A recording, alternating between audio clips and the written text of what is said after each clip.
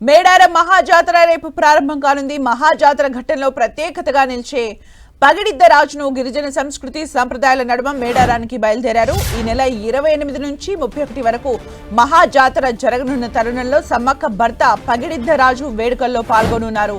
రెండేళ్లకోసారి జరిగే సమ్మక్క సారాలమ్మ జాతరలో పగిడిద్ద రాజుకు ప్రత్యేక స్థానం ఉంది.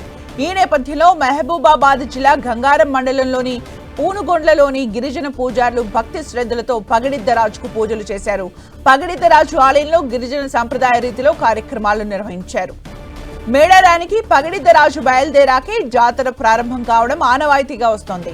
పగిడిద్ద రాజును కొలిచే కోయదొరలు వారి సంస్కృతికి అద్దం పట్టేలా ఇవాళ మేడారానికి పంపారు. ఇవాళ ఉదయం తెల్లవారుజామున 5 ముత్తైదువులను పంపించి గుడిని శుద్ధి చేయించారు. తలపతి అయిన పెనక వంశీయుల దగ్గరకు వెళ్లి పనిముట్లను శుభ్రం చేసి ముగ్గులు వేశారు. దేవుడికి సంబంధించిన పడిగిలను శుద్ధి చేసి శివశక్తుల మధ్య గుడి చుట్టూ ఊరేగించి తదనంతరం అరణ్యం గుండా మేడారానికి పగిడిద్ద రాజును గిరిజన పూజారులు కాలినడకన తరలిస్తున్నారు. మేడారంలో సమ్మక్కతో వివాహం అనంతరం తిరుగు ప్రయాణం అనంతరం మరుపెళ్లి జాతరను పూనుగొండ్లలో ఘనంగా నిర్వహిస్తారు. పూర్వం నుంచే పూనుగొండ్లలో పగిడిద్ద రాజును కొలుస్తున్నారు. గిరిజనుల కొంగు బంగారంగా కొనసాగుతున్న సమ్మక్క సారాలమ్మ జాతరలో భాగంగా 1986 నుంచి మేడారానికి పగిడిద్ద రాజును తరలిస్తున్నారు. అంతకుముందు పగిడిద్ద రాజును గ్రామంలోనే కొలిచేవారు.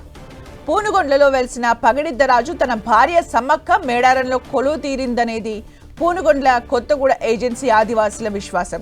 దీంతో అప్పటి ఆదివాసులు మేడారానికి వెళ్లి సమ్మక్కను పూనుగొండ్లకు పంపాలని కోరగా దీనికి స్పందించిన పెద్దలు బంగారం ఇచ్చి తీసుకెళ్లాలని సూచించారు. అంత స్తోమత తమ వద్ద లేదని చెప్పి సమ్మక్కను అక్కడే ఉంచాల్సి వచ్చిందని పూర్వీకులు ఇప్పటికే చెబుతున్న కథ ప్రచారంలో ఉంది. ఇక అప్పటి నుంచి మేడారంలో సమ్మక్క సారాలమ్మ జాతర కొనసాగుతుండగా పగిడిద్ద రాజును పూనుగొండ్ల నుంచి తరలించే కార్యక్రమాన్ని గిరిజన పూజారులు చేపట్టారు. మహాజాతర నేపథ్యంలోనే పగిడిద్ద రాజు దేవాలయానికి ప్రత్యేకంగా నిధులు మంజూరు చేశారు. ఇందులో భాగంగా ఆలయం ప్రాంగణాన్ని అందంగా తీర్చిదిద్దారు. గుట్టకు వెళ్లేలా ప్రత్యేక రహదారిని నిర్మించడం, బలిచ్చే గదిని ప్రత్యేకంగా ఏర్పాటు చేయడం, భక్తుల కోసం తాగునీరు, విద్యుత్ సౌకర్యాన్ని ఏర్పాటు చేశారు. నూతనంగా పగిడిద్ద రాజు సమ్మక్క సారాలమ్మ గద్దెలను ఏర్పాటు చేశారు. మేడారం మహాజాతరకు గణపురం మండలం నగరం పల్లి నుంచి సమ్మక్క ఆడబిడ్డ లక్షీదేవర పయనమవుతోంది. వనదేవత సమ్మక్క సారాలమ్మ చెంతకు చేర్చడానికి నాయకపోడు పూజారులు ఏర్పాట్లు పూర్తి చేశారు. రెండేళ్లకోసారి జరిగే మేడారం జాతరకు నగరం పల్లి నుంచి నాయకపోడ్ల ఆరాధ్య దైవమైన లక్ష్మీదేవర, పోతురాజు, కృష్ణస్వామి దేవతల ప్రతిమలను తీసుకుని మేడారం వెళ్తారు. వారం రోజుల పాటు కాలినడకన దట్టమైన అడవి ద్వారా ప్రయాణించి తల్లుల దగ్గరకు చేరుకుంటారు. సమ్మక్క సారాలమ్మతో పాటు లక్ష్మీదేవర, పోతురాజు, కృష్ణస్వామి దేవతలు పూజలు అందుకున్న తర్వాత నాయకపోడు జాతర ముగిసే సమయానికి నగరం పల్లికి పయనమవుతారు. ఈ క్రమంలో నాయకపోడులు గిరిజన దేవతలకు సంప్రదాయబద్ధంగా ప్రత్యేక పూజలు నిర్వహిస్తారు.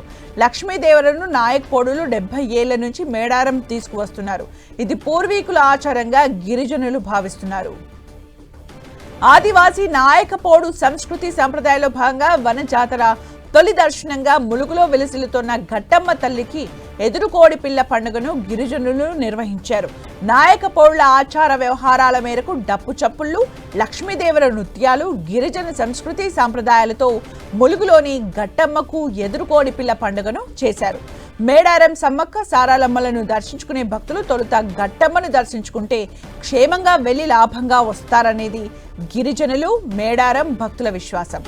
మహాజాతర ప్రారంభానికి ముందే పగిడిద్ద రాజు కొత్తగూడ మండలం పూనుగొండ్ల నుంచి పయనమయ్యారు.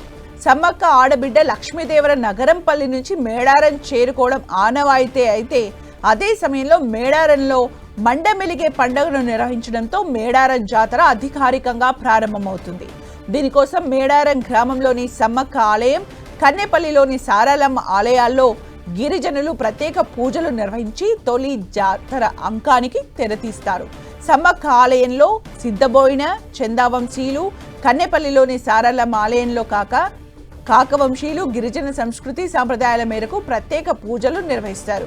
దీంతో గిరిజన మహాకుంభమేళా మేడారం జాతర అధికారికంగా ప్రారంభమవుతుంది.